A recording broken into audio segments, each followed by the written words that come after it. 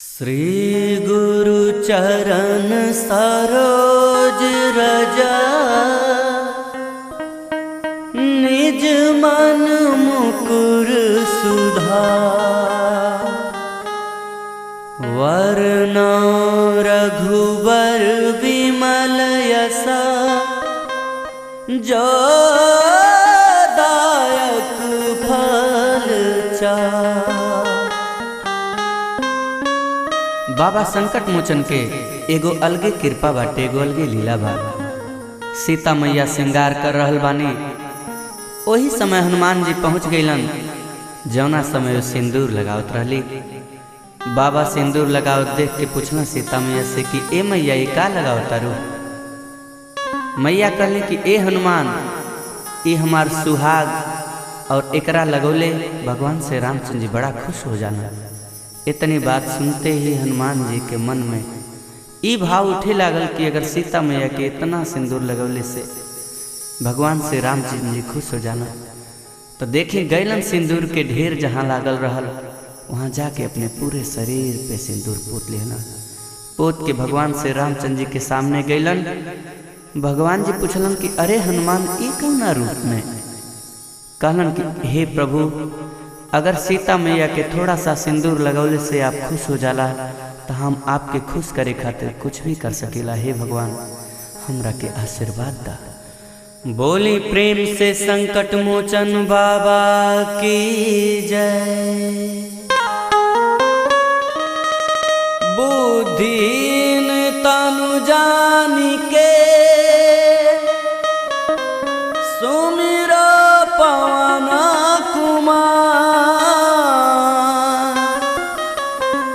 बल बुद्धि विद्या देहु मोहि,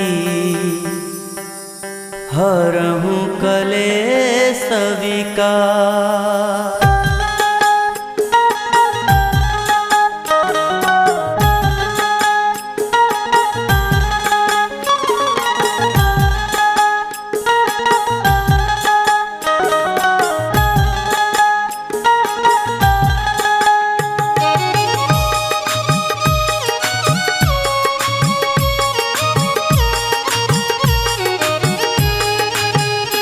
बजरंगी के महिमा महान, सिंगार मन मोहेला। बजरंगी के महिमा महान, सिंगार मन मोहेला। मोहेला मन मोहेला हो, मोहेला मन मोहेला हो। गुन गावेला सगरो जहान, सिंगार मन मोहेला। बजरंगी के महिमा महान, सिंगार मन मोहेला। गुन गावेला सगरो जहान, सिंगार मन मोहेला।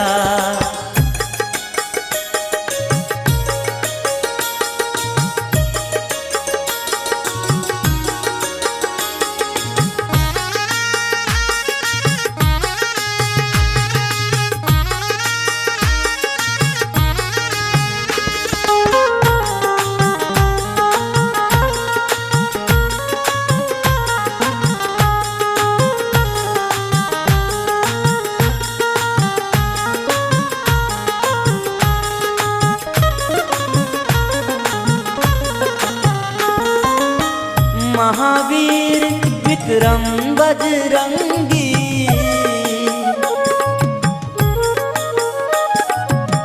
कुमति निवार सुमति के संगी।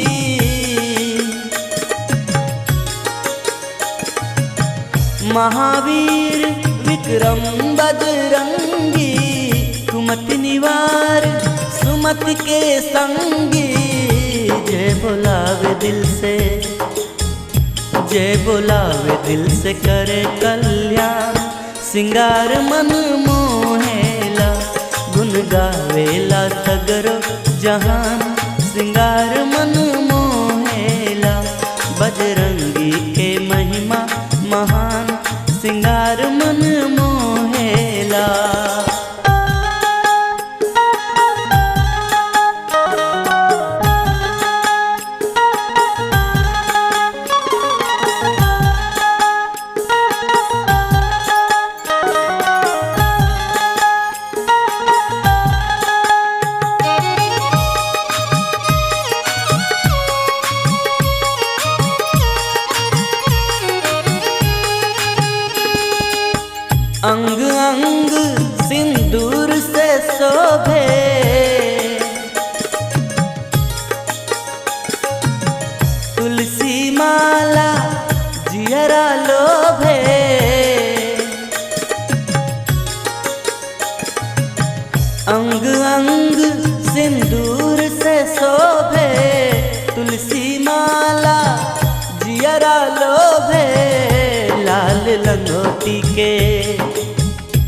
लाल लंगोटी के करी का बयान, सिंगार मन मोहेला गुन गावेला सगरो जहान। सिंगार मन मोहेला बजरंगी के महिमा महान, सिंगार मन मोहेला।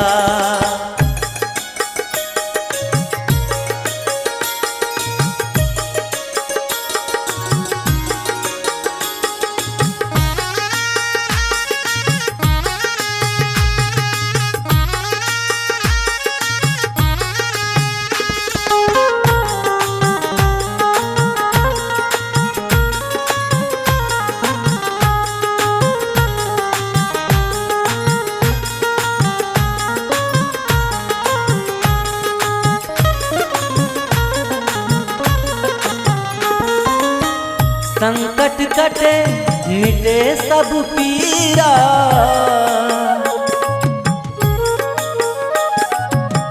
जो सुमिरे हनुमत बलबीरा।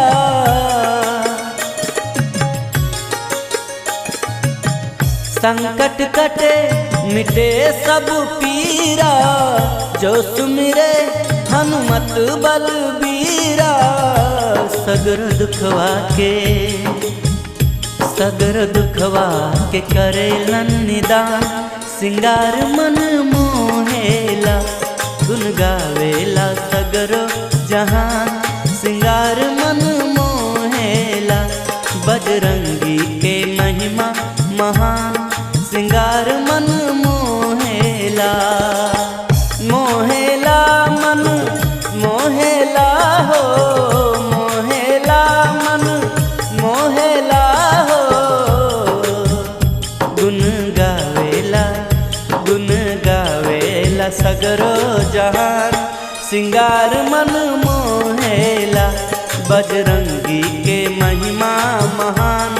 सिंगार मन मोहेला बजरंगी के महिमा महान, सिंगार मन मोहेला गुन गावेला सगरो जहान। सिंगार मन मोहेला बजरंगी के महिमा महान, सिंगार मन मोहेला गुन गावेला सगरो जहान। सिंगार मन मोहेला।